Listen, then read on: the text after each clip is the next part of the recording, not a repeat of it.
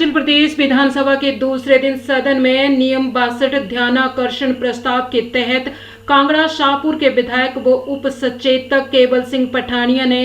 शाहपुर में सांप के काटने से हुई 2 लोगों की मौत का मामला उठाया और सांप काटने से हुई मौत को नोटिफाइड करने की मांग की है। साथ ही सांप काटने पर एंटी स्नेक वेनम इंजेक्शन हर पीएचसी और 108 में उपलब्ध करवाने की सरकार से मांग की है। स्वास्थ्य मंत्री कर्नल धनीराम शांडिल ने जवाब में कहा कि सरकार हर पीएचसी में एंटी स्नेक वेनम इंजेक्शन की उपलब्धता सुनिश्चित करेगी और 108 एम्बुलेंस में भी इंजेक्शन उपलब्ध करवाया जाएगा ताकि सांप के काटने पर समय रहते व्यक्ति को इलाज मिल सके। केवल सिंह पठानिया ने कहा कि सरकार ने सांप काटने से हुई मौत को नोटिफाई करने के साथ 4 लाख मुआवजा देने का भी सदन में आश्वासन दिया है, जो कि प्रदेश के लोगों के लिए बड़ी राहत होगी। सांप के काटने से लगने वाला इंजेक्शन तमिलनाडु से बनकर आता है। ऐसे में सरकार से कांगड़ा में स्नेक पार्क बनाकर प्रदेश में ही इंजेक्शन तैयार करने की मांग की गई है। सबसे पहले तो मैं आपका धन्यवाद करना चाहूँगा क्योंकि हिमाचल प्रदेश के कंसर्न में बड़ा महत्वपूर्ण ये विषय था कि सांप के काटने से आपने भी देखा होगा, सब लोग आप ग्रामीण परिवेश के हैं कि खासकर जब बरसात का महीना आता है, जब किसान जो है खेत में घास काटते हैं तो ये सांप के काटने के मामले मेरे विधानसभा क्षेत्र में पिछले 20 दिन पहले ही हारचक्कियाँ और मनई में एक जेवीटी टीचर था और एक 10 साल का बच्चा था धीमान, उनकी डेथ हुई। इसलिए मैं नियम 62 के अंतर्गत जो है मैं ये चर्चा लेके आया था और माननीय स्वास्थ्य मंत्री महोदय से मैंने ये विनम्र प्रार्थना की। सबसे पहले तो मैंने ये प्रार्थना की 62 के अंतर्गत कि इसको नोटिफाइड, यानी कि अभी तक सांप के काटने की कोई नोटिफाइड बीमारी नहीं है, वो नोटिफाइड किया जाए। दूसरा मैंने कहा कि जब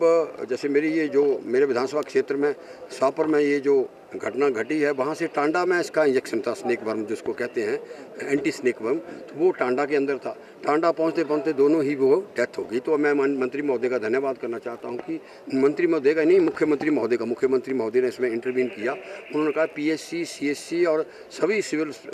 हॉस्पिटल में ये जो है स्नेक वर्म जो है इंजेक्शन जो है वो उपलब्ध कराए जाएंगे। इसके साथ साथ पूर्व सरकार ने 108 जो हमारी एम्बुलेंस में उसमें भी प्रावधान होता था एंटी स्नेक वर्म का, वो भी ख़त्म कर दिया था। आज माननीय मुख्यमंत्री महोदय ने कहा दोबारा से 108 में जो है इसको जो है दोबारा जो आरंभ किया जाएगा। मैं माननीय मुख्यमंत्री और स्वास्थ्य मंत्री का जो है मैं धन्यवाद करना चाहता हूँ। तीसरा मेरा प्रश्न ये था कि जो इसकी जो बीमारी के लिए इलाज होता है उसका जो कहते हैं क्योंकि ये जो बीमारी के लिए जो मेडिसिन जो इंजेक्शन तैयार किया जाता है उसके लिए तमिलनाडु से ये इंजेक्शन आते हैं और तमिलनाडु की ज्योग्राफी और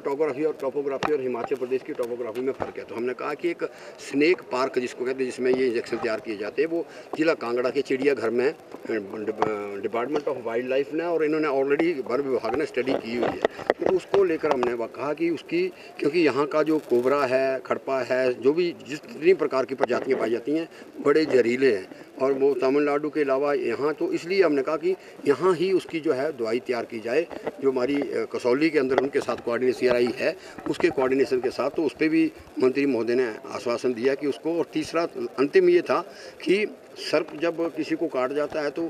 अगर क्योंकि हमारे यहाँ देवी देवताओं का विश्वास है जो सच्चाई है और मैंने सदन में भी कहा लोग देवी देवताओं के जाते हैं, इधर जाते हैं, कोई डाली भरवाता है, तो उस करते करते क्या कि जब वो हॉस्पिटल पहुँचता, क्योंकि डिस्ट्रिक्ट हॉस्पिटल में इसका जो है इंजेक्शन है, इंजेक्शन बड़ा उसके इंजेक्शन के लिए बड़ा वो मैं कहता हूँ जिस तरीके से कहते हैं